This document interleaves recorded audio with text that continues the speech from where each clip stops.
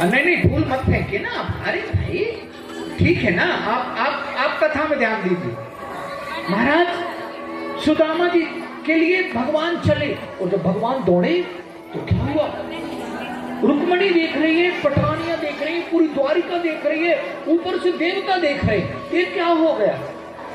अच्छा, भगवान से जब ब्रह्मा मिलने आते ना, रूखी भाषा में मुंह फेर करके कहते, जाओ उनसे बोल दो आधा घंटा बाद मिलेंगे। सुदामा अच्छा सुदामा बना ना। हाँ, सुदामा जी के एक तरफ बिठा लो। ए कन्हैया, सुदामा जी वही रहो, वही रहो। आप इधर आओ। पीछे वाले कृष्ण हैं, इसलिए तो मैं नहीं बन पाता। जो लड़कियां तो और बीच बीच में आ जाते हैं। महाराज ब्रह्मा जी आते तो भगवान से कहते कि वो ब्रह्मा जी आए हुए हैं, तो भगवान रूखे भाषा में और मुंह फेर के कहते, बोल दो आधे घंटे बाद मिलेंगे। और जब कभी इंद्र आते ना तो कह देते, बोल दो 1 महीने बाद आए फिर मिलेंगे। लेकिन ऐसा कौन सा मेहमान आ गया कि जिसके लिए सबको रोक रखा है? और महाराज न पैर में पादुका पहनने का भान, न पीतांबर पहनने का भान, और न महाराज पगड़ी पहनने का भान। बस दौड़े चले जा रहे हैं, दौड़े चले जा रहे हैं। सब अचरज में हैं, आश्चर्य में डूबे हुए हैं। और बस क्या था, भगवान ने जाकर के सुदामा को गले से लगा मन की कर लो। यही बुला लो ना। सुदामा जी खड़े हो जाओ, खड़े हो जाओ। 7 दिन से मछली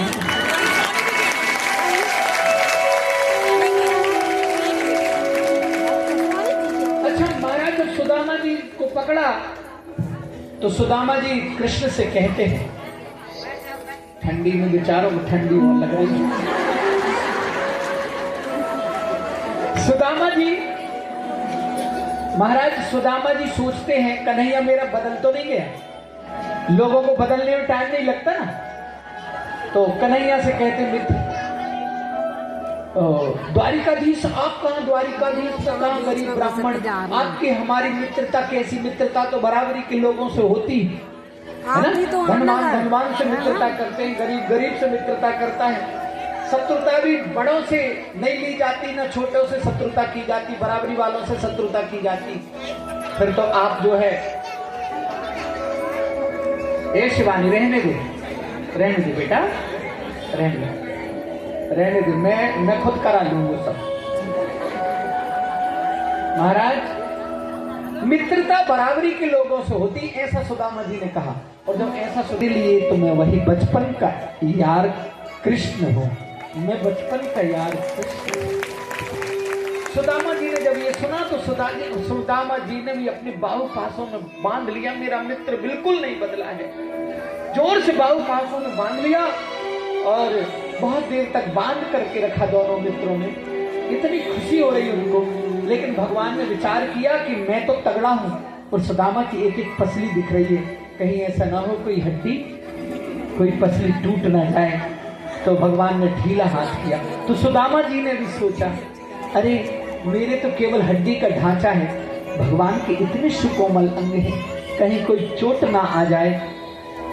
इसलिए भगवान ने भी छोड़ा। और फिर भगवान ने कहा, मित्र अब तुम्हें कोई कष्ट नहीं होने दूंगा। और द्वारिकाधीश इतने बड़े भगवान एक गरीब मामूली ब्राह्मण को अपने कंधे पे बिठाते हैं जी। कहाँ बिठाते हैं? कंधे पे बिठाते हैं जी। और कंधे पे बिठा करके उस अंतःपुर में ले जाते हैं जिस अंतःपुर में रुक्मणी और कृष्ण के अलावा आज तक उस कक्ष को ब्रह्मा ने तक नहीं देखा है। किसने नहीं देखा? ब्रह्मा ने तक नहीं देखा है। ऐसे कक्ष में ले जाकर के बिठाते, और जो पानी से भरा हुआ परात है उसमें हाथ तक नहीं लगाया। और भगवान ने सुदामा जी के चरणों को रो रो करके, पानी परात को हाथ छुओ नहीं, नैनन के जल सो पग धोयो, हाय बिहाल बिबाइन सो आए ते न किते दिन। सुदामा, एक बार भी तुम्हें मेरी याद नहीं आई? क्या मुझे तुम पराया समझते हो? एक बार तो मुझे याद कर लेते ना। रो रो करके भगवान ने सुदामा जी के चरणों को धो दिया। क्यों धोया? आंसुओं से। इतने रोए वो, इतने कष्ट में थे। पहली बात तो ये थी। दूसरी बात ये थी कि जो परात में पानी था वो ठंडा पानी था और सुदामा जी दूर से आए हैं, तो कैसा पानी चाहिए था? नमक मिला हुआ और गुनगुना पानी चाहिए था। और आंसुओं में नमक भी होता है और गुनगुना भी होता है, इसलिए खूब रो करके अपने आंसुओं से ही चरण धो दिए। फिर जो कांटे लगे थे पैरों में उनको निकाला। एक बड़ा पुराना कांटा था। भगवान ने मेले कुचेले बिवाई फटे पैरों में अपना मुंह लगाया। क्या लगाया? मुंह लगाया। और जो कांटा था ना, उस कांटे को महाराज अपने दांत से पकड़ के, क्योंकि निकल नहीं रहा था, दांत से पकड़ के उससे निकाला। वो ऐसा वैसा कोई कांटा नहीं था, वो तो सुदामा की जन्म जन्मांतर की गरीबी का कांटा था। भगवान कहते हैं यार निकाल लिया, अब तो मैंने तुझे अपने जैसा बना दिया। फिर भोजन की थाली लगाई गई। सुदामा जी कहते कन्हैया तुम नहीं लोगे क्या? बोले मित्र। भगवान कहते मित्र, ब्राह्मण देवता आज आप अकेले पाएंगे और आपके पाने से थाली में जो बचेगा ना उसे मैं भी पाऊंगा और संपूर्ण द्वारिका को पवा करके धन्य होना चाहता हूं प्रभु, धन्य हो।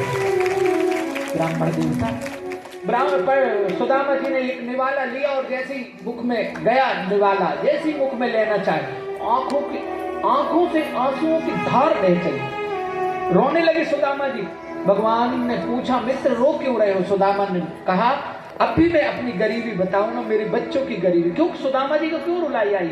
सुदामा जी को इसलिए रुलाई आई कि मैं यहाँ 56 भोग पा रहा हूँ और मेरी बच्चे, मेरे छोटे छोटे बच्चे भूखे किलप रहे हैं और मैं यहाँ 56 भोग पाऊं। लेकिन कृष्ण ने पूछा क्यों रो रहे हो? तो कहते हैं बात पलट दी और कहने लगे मित्र बहुत दिन के बाद हम और आप मिले ना, इसलिए ये आनंद के आंसू बह रहे हैं। कृष्ण ये आनंद के आंसू बह रहे हैं। फिर महाराज भगवान ने पूछा शादी करा लिया?